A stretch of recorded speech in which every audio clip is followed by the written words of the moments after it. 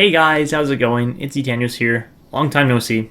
Welcome to episode number 13 of this NHL 24 Montreal Canadiens franchise mode here on my channel. Today we're going to be getting into the 2027 NHL Entry Draft and offseason after the Canadiens are coming off a cup win. If you missed the last episode, go back and check it out, but let's get into it.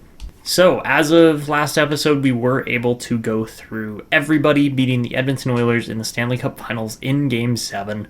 Of course, this is a fully simmed playoff series. Every game that we feature is fully simulated. I'm only coaching. That is the only thing we're doing, so that has really helped. But, as you can see, we went through Montreal in a sweep, we went through Tampa Bay in a sweep. I can't talk today. Then we beat the Maple Leafs in 6, the Devils in 5, and then the Oilers in 7. So we got one of each length of series, 4, 5, 6, and 7 games. And your playoff MVP was, I actually can't remember, I think it was Lane Hutson, because he was just so good. Yeah, Lane Hutson was just lights out amazing. Of course, 109 points for him as well. He was crazy solid. And of course, we have that it's not a cheated contract, but it's an amazing contract on Lane Hutson at just $4.8 million, considering the level of production he's been able to put up so far. We're going to have to sign him at a ton of money once he's 29 years old, but that is okay with me. And he made a big jump there. He almost hit 100 assists, which again is a huge feat. In real life, Connor McDavid might do it this year, which is crazy to even think about, that in real life somebody else might actually do it besides Lemieux, Gretzky, or Bobby Orr. But anyways, besides that, we've got a draft coming up here, and the only player that I'm really set on trading and getting is this guy down here, wherever he has ended up, Serge Denis. I really want to get this guy because he's a 1-year ETA, lefty defensive defenseman, and if we put in two left-handed defensive defensemen in behind guys like Gooley and Hudson that we already have, because those guys are already very good, then we're going to be golden for the future. So yeah, you look at our left side. Yes, we've got guys like Hudson and Pelech and Gooley and even Cullimore too, but Cullimore is right-handed, so there's a good chance we end up playing him on the right side.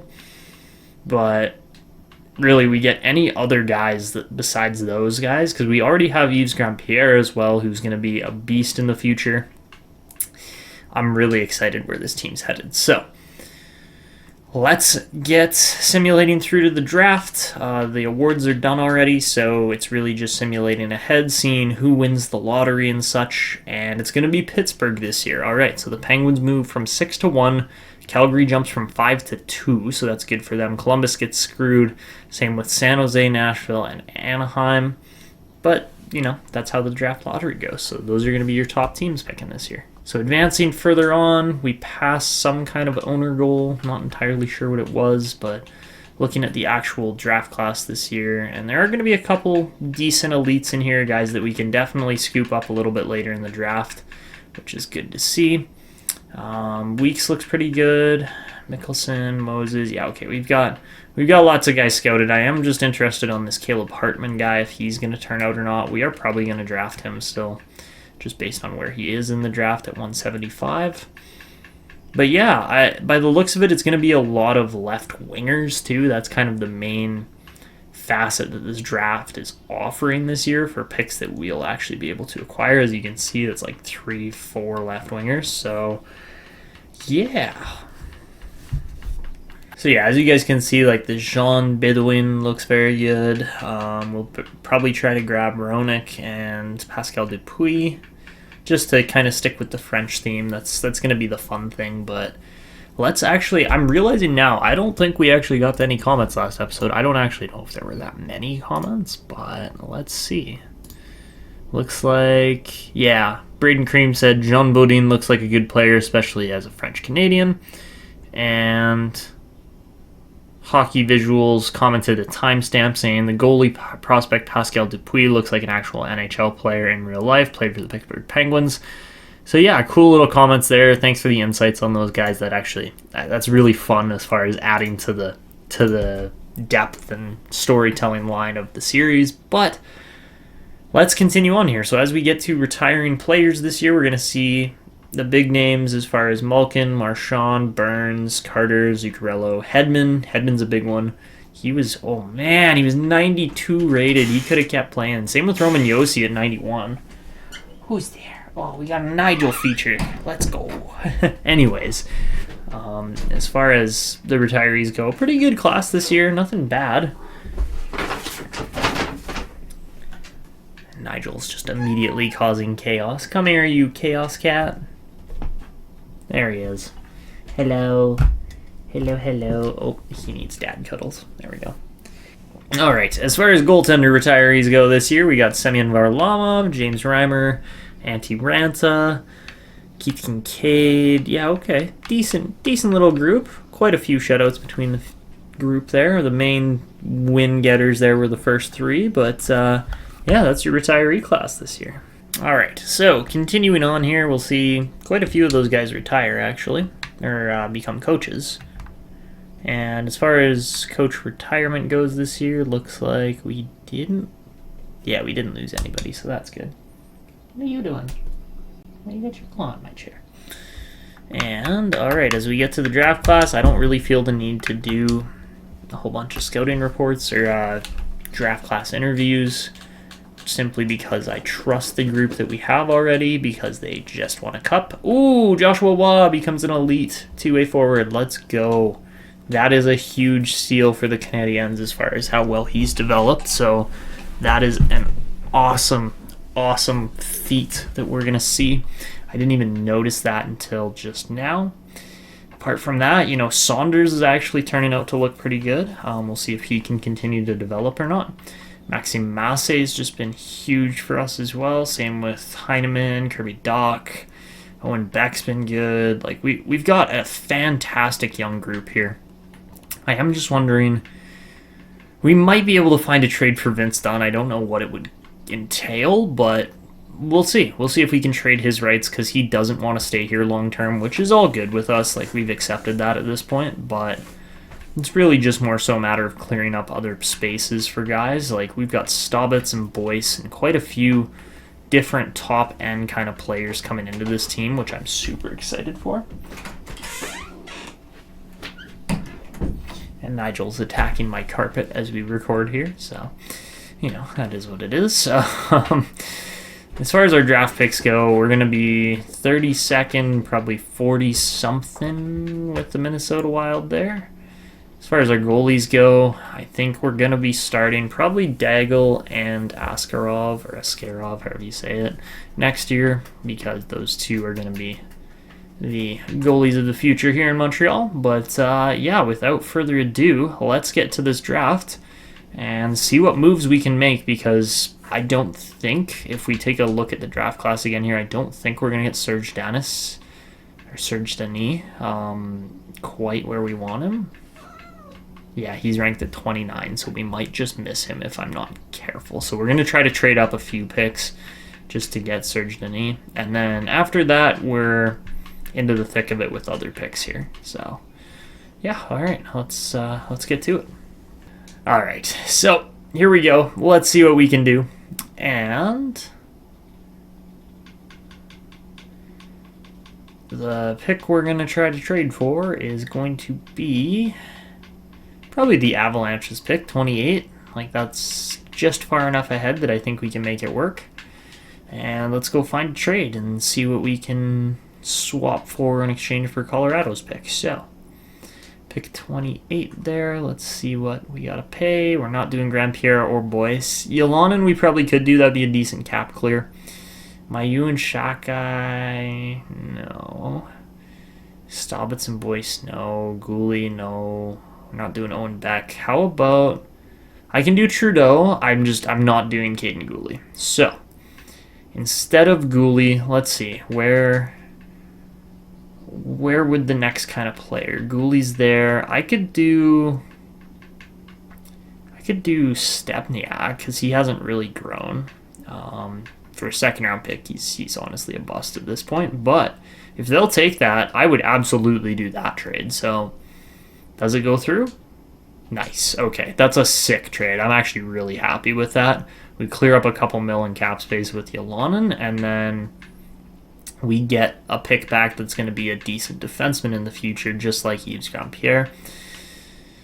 Nice. Okay, so next up, we're going to go to Vince Dunn, wherever he's at, and see what his trade value's looking like. And mainly 3rd and 5th round picks. Okay. Maybe we could take 2/3 next year for him. I know that's nowhere near what we paid. We paid a 2028 first, as well as Goligoski, Matheson, and an elite goalie in Kazevnikov, but I don't think we're going to have the cap flexibility to make this trade happen next year, or to make the signing happen this offseason, so yeah, I think we're going to... We could trade him to Pittsburgh for 2/3, or we could trade him to San Jose for 2/3. It's just not a great return. I would love to get a 2nd round pick rather than 2/3, but I don't think San Jose is going to be willing to part with a 2nd. They also got Michael Misa. I forgot about that. So they got Misa, Yzerman. Like, they got a good team here. They got Bouillon, which is actually a pretty sweet French-Canadian center. But he hasn't actually played a game yet either in the NHL.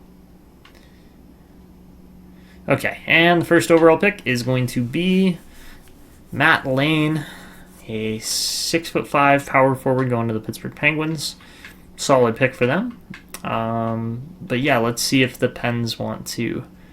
Or sorry, not the Pens. The Sharks want to send us a 2nd round pick for Vince Dunn.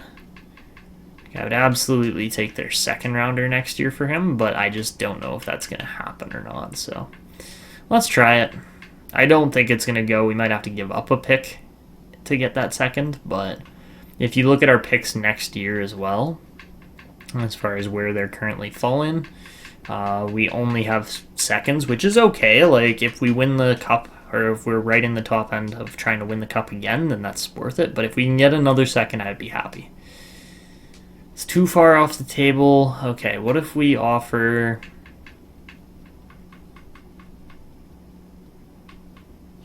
I want to use all these picks this year. Like, I don't have any necessary reason to trade away any of these, but I can trade like a 5th rounder next year to get that 2nd. So if that goes through, I'd be happy with it, but we'll see if that actually goes or not. And all right, it does. So we move Vince Dunn. Perfect. That'll work. And yeah, okay.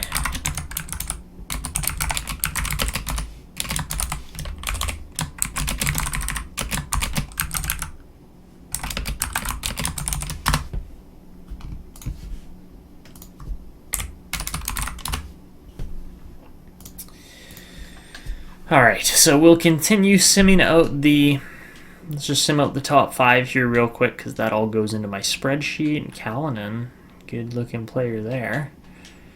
Whitmore was good for San Jose. Ooh, and they botch it with Chang. Ooh, that's not good. Ooh, double botch. Hold on. There's got to be an elite player on the board here. So yeah, Wisniewski. What? How has he fallen that far? That's crazy. Not that we need more defensemen. We've got a great defensive pool here, but wow. Okay, that's something with him falling to pick 7 at least. Wow.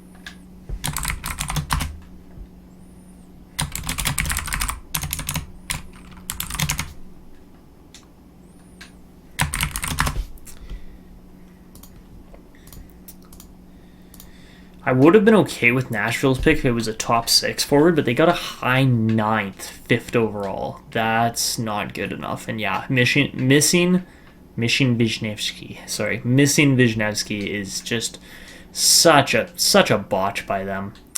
Ooh, okay, so Edmonton gets Jackson Weeks, who is the other low elite that we were looking at on the board, at pick number 27, so that's actually a really good pick for them. A couple other pretty solid picks throughout here. Like, I'm actually very impressed with how this draft class has kind of turned out so far. But at the same time, we are going to snag Serge Dany, which is a great pick at 28 because he's going to be an elite defenseman in the future, and he's 75 rated. So yeah, that is a super good pick. I'm really happy with that one. And then over to pick 32, and Boumedienne goes, Lemaire goes, but we are going to take a left winger here because, as I said, this is the draft for left wingers. And we're going to snag Wesley Mickelson. I know he's undersized. We could go with another lefty. We don't need more lefty. Wingers are probably more of a need on this team, so we're going to take Wesley Mickelson. He's obviously a low elite based on our scouting, but it's more a matter now of how good is he actually. So he's going to be 65 rated. Not bad. Small playmaker, but, you know, I mean, Martin St. Louis isn't our coach, even though he should be, but Mickelson is a very similar style player to what Martin St. Louis would have been, so we'll see if he develops or not. But we're over to pick number 43 now, and this is where we're going to take Jean Bodin. We could take Ricardo Coe here, but Bodin's just a few picks after, so we'll snag him. And he can play on the right side. He's 56 rated, medium elite. Not horrible, but one of those project players in the second round. You know, he scored 43 points in 66 games with Val d'Or, so that's not bad. And then over to pick 64 to end off the second round. So that pick 43 was... whose pick was that? Where did we get that second from? I think it was last year, right? No, maybe? Yeah, it was Minnesota's pick. So that's actually, yeah, Jean Bodin. Or Baudouin? Baudouin. If Jean Baudouin actually turns out to be good, then that could be a steal. Russell Coe went to Ottawa, so another rivalry player there. But okay. And then we could take Pessanen at 64. I'm going to go off the board, though, and take the French-Canadian goalie instead because that seems like the right thing to do here in this series. And so not Bootland either. We are going to go way off. Oh, sorry. We're not taking the goalie here. We're going to take Logan Roenick because right D are harder to come by than left D, especially in this game. So we'll take a medium elite there. We're rolling so far with our picks for our first four. But 57 overall at 19, not great. I was hoping he'd be a little bit better, but yeah, Logan Roenick looks pretty solid too. So over to pick 128 now because we miss our pick 96 in the third round. So we'll see what we actually missed in between here and there. So by the looks of the fourth round, nothing. By the looks of the third round, Pessanen was there.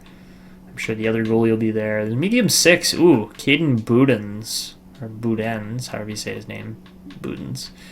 Caden Boudens was actually really good. Cameron Bootland was very solid too at 59 overall.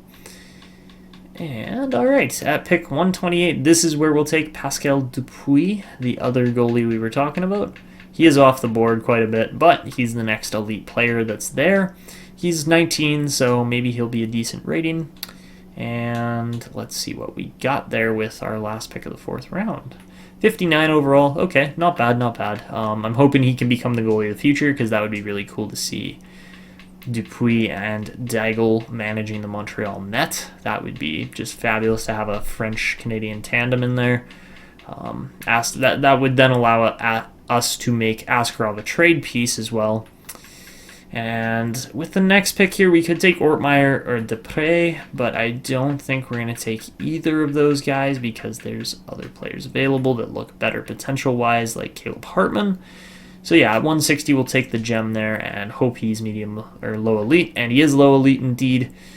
It's just a matter of how good is he, and he's 51 rated. All right, not a horrible pick there in the fifth round. If he can turn into something, then great. If he can't, oh well, it's a fifth round pick. So very happy with that one, and we will keep on going here. So with the next pick, we only have two left now, and there's 2 low elites, so why wouldn't we take them? So the first one out of the 2 is going to be Jalen Moses, and again, playing in the WHL for the Thunderbirds. He looks pretty solid. Nothing crazy, but we'll take it. And he is going to be obviously low elite, but what's his rating? He's 56 rated. Okay, so not horrible there. Again, 19 years old, so time to develop still, but also less time than other players. And then for the last pick of the draft here, are we going to see any other low elites go? We see Kron go as a medium starter, so that's actually not a bad player there. Did we miss anything in the 6th round? I could have sworn there were probably other low elites in here. Maybe not. Maybe we lucked out. Yeah, we did luck out there with Jalen Moses. So, all right, for the final pick, we will take Per Enland, a guaranteed low elite gem, 19 years old, out of the SHL. Either a 2-way forward or... oh, he's a playmaker, I think. And I believe he was 52 rated. Yes, that is indeed what he was. All right, so awesome draft there. I'm super happy with how that went, especially coming off of a cup win. The fact that we get a guy like Serge Denis for essentially just nothing, like some pretty lame prospects, apart from Jesse Alonen, who, can contribute at an NHL level. I'm super happy with that draft. So let me know in the comments what you guys think of that draft, if we nailed it, if we could have done better, if there was a prospect we should have taken or tried to trade up for, but I'm super happy with how that draft turned out. So yeah, the fact that we managed to, win a President's Trophy, win a Stanley Cup, have a good draft, this is just turning into the perfect storm for the Canadiens as far as trying to build further momentum and turn this team into a genuine dynasty again, because the pieces are there. There's no doubt about that the pieces are there. But as we continue on to the offseason, we got tons of scouts to re-sign. And I'm trying to remember. I got to actually go look at video comments now. I can't remember if I asked you guys if we should stop scouting or not. I think that was in the question initially. It's definitely in the question for the Chicago series. But I genuinely can't remember if we talked about... I cannot remember if we talked about doing auto scouting to improve the realism here. I mean, I would love to just turn this Habs team into a complete dynasty and just continue scouting on and on and on, but... Alright, so I guess that's the question I'll leave you guys with for the upcoming episode, because we're just doing the off-season this year. But should we begin auto scouting, or should we do just like scout the... I'm trying to think of how we do it, because I would prefer to just scout the queue and just get French Canadian players, but at the same time, it doesn't hurt to get steals from elsewhere, especially when we're getting guys like Reinbacher into this team who are going to be significant pieces moving into the future. Let me know what you guys think, if we should just put the scouting on auto scout, or if we should continue to manually scout, because the manual scouting returns amazing dividends and results. But yeah, I would love to hear your guys' feedback on that. Apart from that, this team is looking in really good shape right now. And we've got some beauty prospects like Ruben Boyce, Andrew Staubitz. Like, this is a good team, and it's just going to get better as these guys continue to age and develop in the NHL. So yeah, I'm really excited for this offseason. We probably could have signed Vince Dunn, but at the same time, it's going to allow us to go out and see what we can do in the future here, with not just signing long-term extensions and deals, but also just getting another piece that maybe fits better, or making a trade, or doing something with our cap space. Like, we have the flexibility to do that now with $20 million, which I'm super excited about. We are going to sign up pretty much all of these guys. I don't know if Primo is going to stay or not. We'll see. But yeah, with 4 or 5 goalies there, I think we're pretty much loaded up. You look at the defense here, and yeah, removing Dunn from the equation makes the team a little bit weaker. But at the same time, it allows for our prospects, guys like Yves Grandpierre, Joffrey Cullimore, and then either Harris or Mailloux or Jacques to actually get into the team and play, which I'm super, super for as far as trying to get them in. I don't think we're going to extend Jacob Trouba. He just, played in the AHL mainly. He wasn't great in Montreal, so we'll see what we can do there. We might just clear up his roster spot and leave it open for somebody else. Nurmi will sign for 1 more year, see if he can develop or not. Kelvin McCarty, I don't think we're going to sign. There's just not really a need to sign a player that low rated. It's really just, if I sign him, that's just an egotistical signing because I'm saying, hey, I thought this guy was going to be good because I drafted him, and I'm going to stick to that. It's not going to happen. It's not going to happen. It's pretty obvious. So we'll sign Engstrom. We'll sign probably Bodine. See, that's Bodine, and then we have Bedouin as well. But yeah, Trouba is going to get the walk here, I think, unless he's like Armia, Florian Jacques, and yeah, Jonathan Kovacevic. That's fine. We can walk him.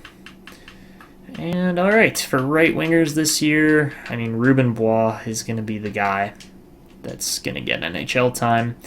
Brendan Gallagher is a player I wish we could retire numbers in this game because he would be a retired Montreal Canadien for sure.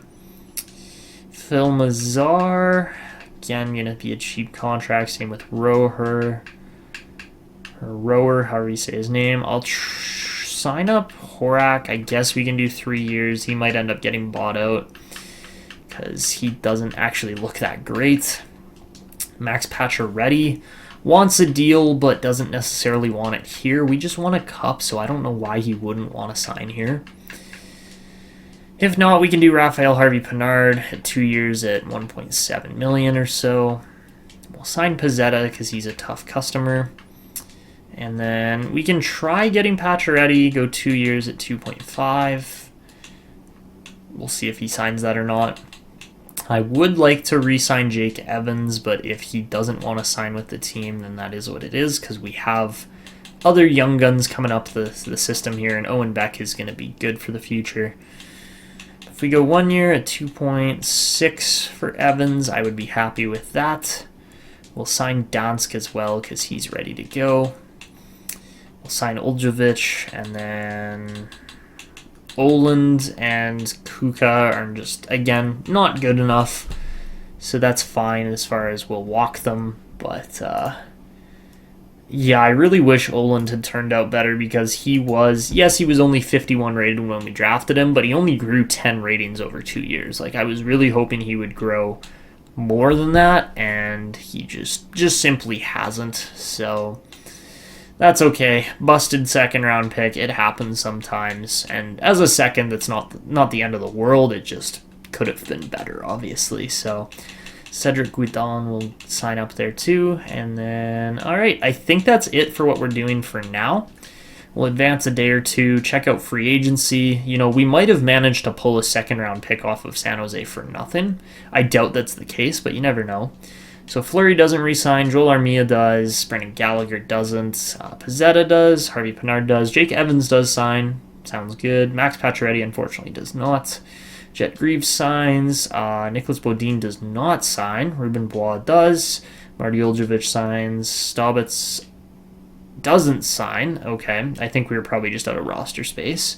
Roher signs, Guidon signs, Daigle signs, Angstrom signs, Nurmi signs, Kapanen signs, Dax can't sign, same with Horak. Yves Grandpierre does sign, so yeah, we are going to have to clear up a couple roster spaces, which is fine by me.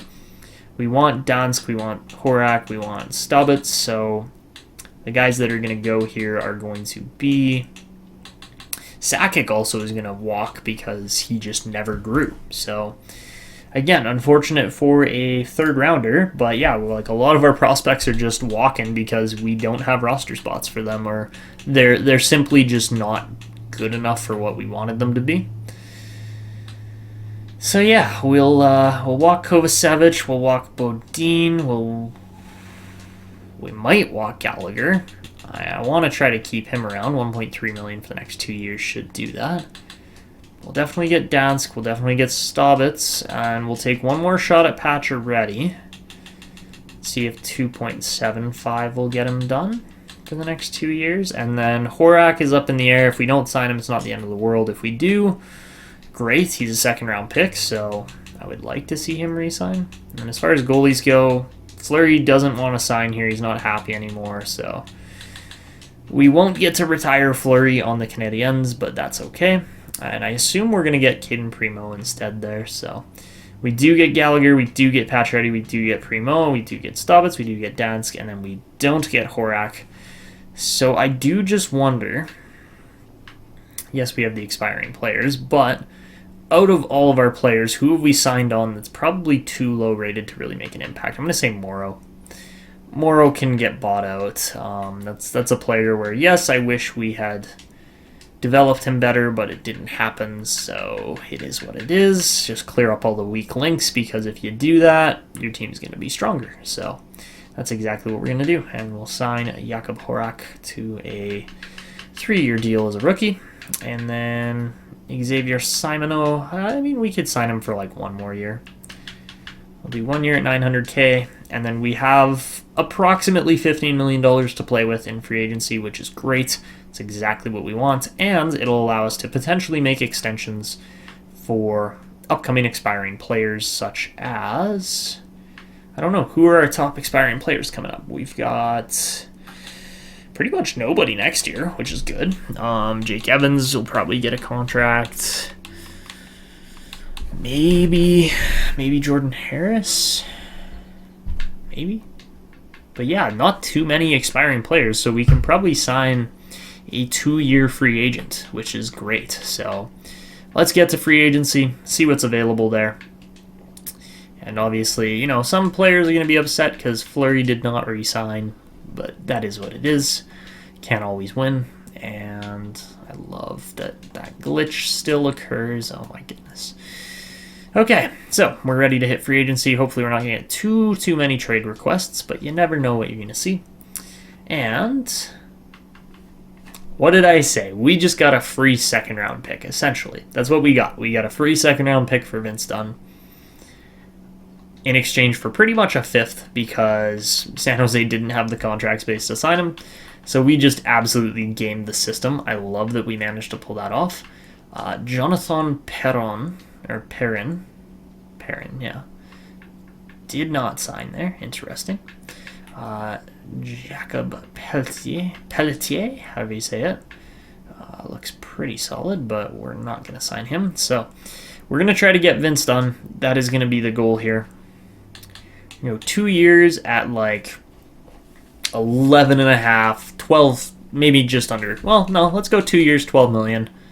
See if Dunn will take that. It's $3 million over his asking price in that range. And then, that's something we can still work with, whether it be a trade or something else. He fit our team quite well, and we noticed that. Alexander Kozevnikov's there, but he's only 70 rated at 19 years old, so not really a super desirable piece to go after. Best goalie there is Hellebuck. Best player in free agency is Dunn, so we'll try to re-sign Dunn. And I mean, if we get him there, then we get him. Great. If we don't, then oh well.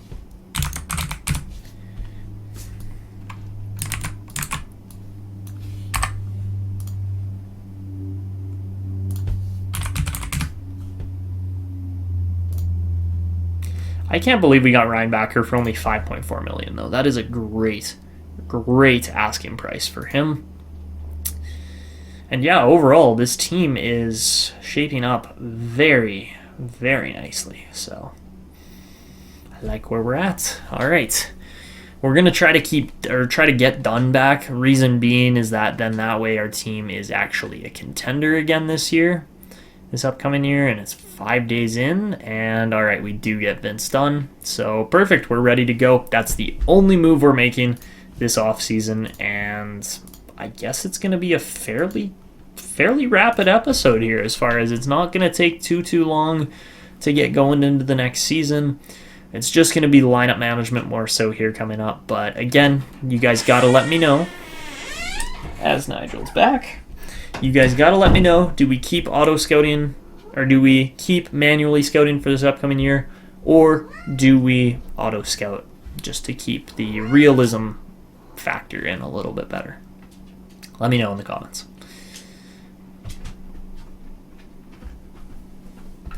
All right, so our owner goals for this upcoming season is to win the cup again, win our regular season home opener, boost fan happiness to a 79, and upgrade our parking. And hello, Nigel. How are you? You're making your second appearance of the night, hey? You gotta not go on. Gotta not go on the computer and shut it off, because that's what he has a tendency to do. Oh my goodness, Maxime Massé is 88 rated. Woo-hoo. That is, wow. That is something. He has turned out to be way better than I expected. I'm genuinely thinking Kirby Dach might be our third line center here coming up. Ruben Bois is 84 rated. Oh my goodness. We have got a team and a half on our hands here. I am super excited about. Oh my god, we have Beck and Gooley scratched. Are you serious? Oh my goodness. Cullimore developed another X Factor. Grand Pierre jumped to an 83. I think. Oh my god, Daigle's 85. This is now our Stanley Cup to lose, I would say. That is how I would describe our current state of our team. This is our cup to lose. We might be able to put Staubitz on the wing here. Ruben Bois right wing, and then Jake Evans as the bottom center. Makes sense because he's a third line checker. And then we'll throw Owen Beck in here because he's 84 rated. I am just wondering if we go. I mean, hey, Beck gets decent chemistry there. I'm just hoping. Ooh, that's probably not going to work quite as well. We might have to keep Massé on the third line. I don't want to do that because Massé actually looks really good.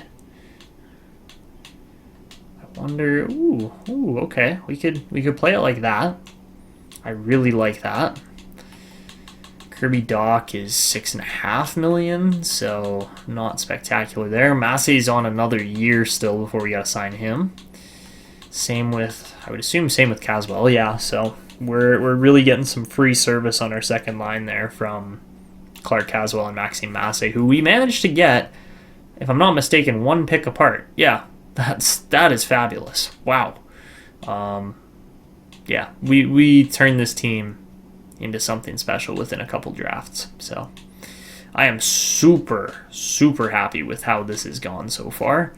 I think Vince Dunn is going to play top pairing with, we'll go top pairing with Lane Hudson because nothing else really makes sense. I mean, double shutdown, nobody's scoring on that pairing. It's just the -1 on the other pairing that doesn't quite work for me. Is Cullimore? He is pinch and shoot. That is unfortunate. I was really hoping he would not be pinch and shoot, but then again, so is Yves Grand Pierre, so that is what it is. But yeah, wow, I'm not shocked. I'm just amazed by how good this team has become, and in a very, very quick time period. Not only that, we got to put Caden Gooley in this lineup somewhere. Hold on, where is he going? Where is Caden Gooley going? We might have a problem here, ladies and gentlemen, because I don't know where Caden Gooley's gonna go. Who's our oldest guy? Pellich, probably, yeah.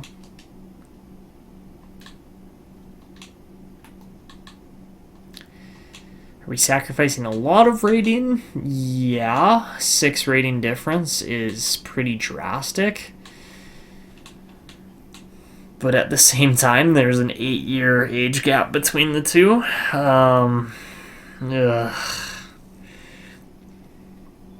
It's not great.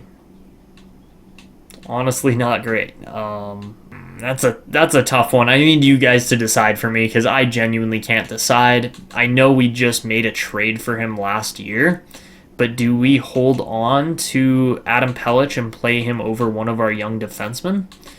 That could be a move. Like, we could scratch either Grand Pierre or Cullimore. We could probably get chemistry if we play Pelech in on the bottom pairing. We don't somehow. Don't ask me how, but we don't. That's frustrating to say the least. Ooh. I actually really like how those pairings look. Because if we're rolling all pairings, it means everybody gets about 20 minutes of ice time. Because, yeah, let's see. What did Hudson get last year for ice time? 26 minutes? Okay. Cullimore wouldn't have been playing. Gooley would have been playing. He got 19 minutes of ice time. I think he was on the bottom pairing, though. Reinbacher got 19 as well. Pelech got 18 and a half. Well, that was in Montreal, though, so... Yeah, he was getting decent ice time, but... Yeah, I don't know. What do you guys think? Like, I think... A +5 lane Hudson is going to be a beast and probably lead the team in scoring versus a +2 might not make as much of a difference, but yeah, this is tough. These are tough decisions for me because I don't know who I want to move. I don't think I want to move anybody, honestly, but we're going to have to make those tough choices at some point. So, as far as the actual, offensive settings go here for setting up our lineup, we're going to want Suzuki or Caulfield on the left and Slav on the right. That looks really good. I think we go Dunn and Hudson. That'll be fine. And then we'll have Cullimore on the second unit here because Cullimore is going to be just fine running a power play. That immediately improves it. So we'll go Joshua Waugh there. We'll go Maxime Massey there. Actually, we'll swap those two. Okay, so that's actually not a bad second power play unit either. I'm quite happy with how those first two power plays look, even though one is +5 and the other is plus nothing. It's an even power play on chemistry, so we'll make it work. It's not going to be that difficult. It's just going to be more so a matter of how good are these guys going to perform more than anything. Like, that looks so bad, even though it shouldn't be. Maybe instead of...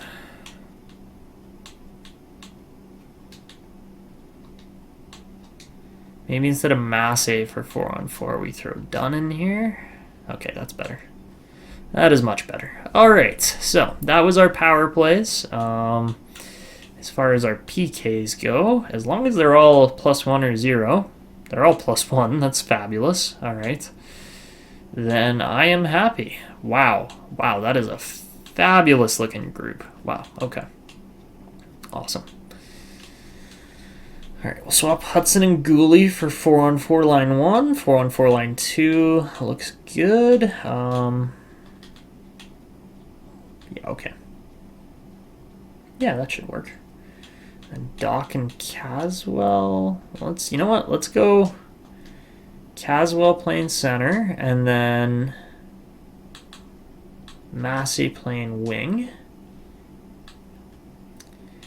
And for 3-on-3, these should be fairly straightforward. We gotta have Vince Dunn in here, and then I think for our third D-man, we either go with Cullimore or... I'm going to go David Reinbacher here because he's just a little bit higher rated. And then Caswell can play the center on the odd man or on the extra time kind of positions. Because, yeah, 288 rated prospects is insane. So, alright, we will keep the lineup like that. If you guys think I should make changes, again, leave them in the comments. But our goalies are going to be fabulous. Our players are looking fabulous. I am super happy with how this Canadiens team has turned out. So, looking at the jersey numbers, we're going to keep 66 for Staubitz and 61 for Beck. We can't give number 20 to Gabriel Daigle, which I'm sure he wanted. So I think I'm feeling number 39 for him, because there's not really any other 20s or even up to like 32 available. So, and one's retired. 1 through 10 are pretty much all retired. So we'll give him 39. That's the number I'm going to go with for now, because 28 doesn't work. 29 doesn't work. So we're going to go with that, and then we can give Vince Dunn number 20. Yeah, I think we give Vince Dunn number 28, because 29 is not available. We could go 92, but I think 28 is more the look of Vince Dunn. I got to double check. Ruben Bois actually wears number 42. I'm pretty sure he wears 24, but Cullimore got it. So yeah, I think that's pretty much it. We're gonna keep Pacioretty for one more year with the A, but after that, expect it to either go to Kirby Dach, Lane Hudson, or maybe Joshua Waugh. One of those three. Actually, it could go to Caden Gooley as well. So let me know who you think the third captaincy should go to. Obviously, we got Caulfield, we got Suzuki. Those ones make sense, but I want to hear your guys' input as well on who the next captain of this team should be. Looking at the draft class, just as a sneak peek initial look, our first... Where is he? Our first Q player is going to be down at... Way down. Let's see. Where is the first Q player actually? They ranked at 23, Maxime Darche. And looks like mainly defense coming out of the Q right now, or for this upcoming year at least. Pete Leclerc, Emmanuel Bergeron. Peyton McGinn is an American name for sure. Same with Jay Smithson, but Mark Hewitt. Gaspard Bellemare. There's some great French-Canadian names in here, so yeah, you guys gotta let me know who do we go after at least. I wonder who the best goalie is. Gonna be Gavin Camper this year. Bellemare is the third best. And if we look at just D-men, Fitzpatrick at 2 is crazy, but yeah, Darche at 23. That's okay. All right, that's what we're looking at. So, I just want to go in quickly. We can look at progress reports. It's not going to really make it much of a difference, but sometimes players grow like crazy, as we've seen with Caswell and Massey. In the system, we've seen essentially nothing, but the best players down there are Jet Greaves by 2 ratings, and then a whole bunch of other guys that they're not deadbeat players. They're just guys that just aren't quite good enough to make it into the Montreal depths. That's why our Canadiens team has won so much in these first couple of seasons. That's why we won a championship in the first 4 years. That's why we made it to the first, second, and third rounds in the 3 years leading up to the win last year, is building depth. We've just been able to build incredibly solid depth here in Montreal. So I don't think we're going to make any roster moves or anything like that, but I need your guys' input on what are we doing with our defensive situation and Adam Pelech and things like that, because I'm sure we could get some decent pieces back for somebody in here. I just don't know who it's going to be, because Pelech is on a pretty sick contract, if I'm being honest, and we're not getting a return that we want for him. Like, we could hold off on doing that, but at the same time, a guy like Cullimore would probably catch us a better return. Maybe not. Wow, the trade offers in here are horrendously bad. So yeah, I'm going to need your guys' help with this one, because I really don't know what we're doing with these spare players that deserve to be playing in our team and just simply don't have a spot because our team is so good. So yeah, let me know in the comments below. As far as looking through the new players, we've got a few new players, new faces to take a look at here. Obviously, certain guys have really developed nicely for this team. But the first one being 84 rated 20-year-old Ruben Bois. Has not actually played an NHL game yet. He hasn't even played a pro game yet. But he scored 114 points last year with Halifax, so he is a true sniper and playmaker. And man, oh man, he's number 40. So that's going to be a number that we go and clear up for him, make sure he's wearing that. And then I'm just going to make sure his equipment matches, but it looks like he's going to be a Warrior guy more than anything. I see the Warrior helmet and stick there, so we'll just match up the gloves nice and quickly for him. Because I do like when my players' equipment all matches. It just looks so much sleeker, so much better. I really like the Alpha QX gloves there. Yeah, we'll stick with those for him. And then he's good with the CCM skates, I would say. He doesn't have X Factors yet, which is fine. And number 40 is his go-to. He's never a fighter. And let's make sure he is able to grow a playoff beard at least. Like, it might not be the most stylish or fabulous playoff beard, but the chin-centric is going to be Bois' look. Looks like he keeps that even in the regular season, so that is sick. And yeah, that is Ruben Bois there for you. So that's our newest, highest-rated skater, at least. Apart from that, Andrew Staubitz, also another new face. I don't know if he wears 66 or 67, so we'll check that out. He does wear 67, okay.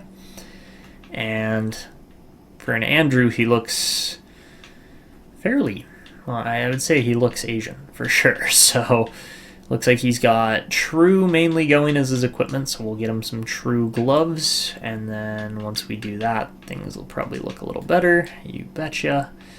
And he's good with, actually, rather than CCM skates, let's get him some True skates because he's a True guy. That's kind of the thing. So he's number 67. We will go and change that nice and quickly. Actually, he might not be able to wear 67, so maybe we give him 76 because Max Pacioretty would prefer to be wearing number 76, which I think is fair. For an Asian guy, I think patchy blonde facial hair is the way to go. And yeah, we'll make sure he just doesn't have facial hair in the regular season. So that's Andrew Staubitz. He's going to be a beast of a grinder. He's huge. I believe he's 6'4". 6'4", 198 pounds. Low elite grinder that we got in the third round. So we could give him number 78 as well. That would be something cool to do. I think we give him 76 just as a reverse kind of number for what's Pacioretty. Pacioretty's wearing 67, so obviously he can't wear 67. But yeah, we'll give him 76 because that's cool. It's only 2 off of his current, or his actual draft position for where he landed. And while we're at it, let's make sure Bois gets number 40 because I missed that. 42 looks cool, but ooh, we got a battle here. Yves Grandpierre and Ruben Bois both want number 40. So I think Bois has the seniority to get the number because he's been with our organization for longer, but what number are we going to give Grandpierre? I think we give him number 44 because that'll be close. It's a little bit more of a defenseman number. But yeah, I do believe that Yves Grandpierre is number 40. That's just his go-to number. That's what he wants to wear. So we'll check that one out too. Let's see how Yves looks here. And all right, yeah, 40 is his preferred number, so we'll give him 44 probably. He's very much a CCM guy, apart from the Sherwood as his stick, so we will update that nice and quickly, and probably give him a, I would prefer a CCM jet speed, if we can find one in here. And yeah, all right, let's go with the FT6 there. And that is Yves Grandpierre. As far as his, oh, he's got the silvery looking silvery there, Yves. All right, but yeah, we'll give him the full beard, the full mustache beard there for when he's in the playoffs, and that is Yves Grandpierre. So we're just gonna change him to number 44, and then after Grandpierre, we've got Geoffrey Cullimore as well. And Cullimore is going to be, does he wear number 24? He wears number 19. Okay. So we could go 91 for him. That would actually be a pretty cool offensive defenseman number. I feel like we went through his stats and look already. I guess we'll see in just a second when we take a look at his beard if I've actually adjusted or not. I believe I have. So, all right, that's Joffrey Cullimore. He's got a couple X factors now too, so he's going to be a beast. And all right, let's go adjust those last couple numbers, and then we will wrap this episode up. All right, so Cullimore wants 19. I don't know if we can offer that to him. Yeah, no, 19's retired, so I guess we'll go with 91 for him. That'll be cool still. Having a defenseman with a high number doesn't happen all that often, especially not in a Canadian system, but at the same time, we've got Lane Hudson who wears 85 now, so I'm pretty sure 91's going to slide just fine with Cullimore, and all right. That looks really cool. I really like 91 on Cullimore, and I think we are good to go here. So that is where we're going to call it for this episode. In the next episode, we will get through the 2027-28 regular season. We'll get some scouting done. We'll do all that fun stuff. And that is it for me. So make sure you guys answer those questions. If you missed the questions, I will leave them pinned in the comments below so you guys can answer those down there. But that is it for me. I hope you guys enjoyed. If you did, make sure to drop a like, subscribe, and hit notifications to never miss when I upload. But that is it for me. This is Etanyos signing out, and until next time.